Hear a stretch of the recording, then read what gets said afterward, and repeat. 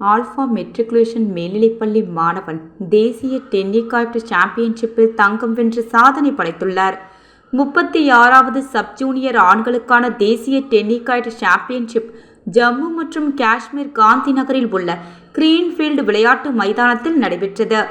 India Jammu and Kashmir டென்னிகாய்டு சங்கம் ஏற்பாடு செய்திருந்த இந்த நிகழ்ச்சியில் இந்தியா முழுவதும் 23 மாநிலங்களிலிருந்து பங்கு கொண்டனர்.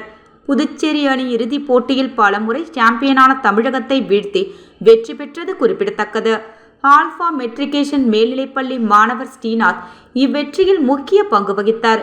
இதற்கு முன்பு ஸ்ரீநாத் 29வது மாநில அளவிலான சப் ஜூனியர் மற்றும் ஜூனியர் டென்னிகாய்டு சாம்பியன்ஷிப்பில் 2024-25 ஒற்றையர் மற்றும் இரட்டையர் பிரிவுகளில் முதலிடம் பிடித்து வெற்றி பெற்றது குறிப்பிடத்தக்கது.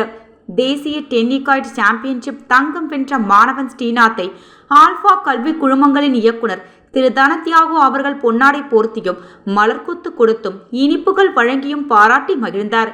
இந்நிகழ்வின் போது மாணவனின் பெற்றோரும் உடனிருந்தனர்.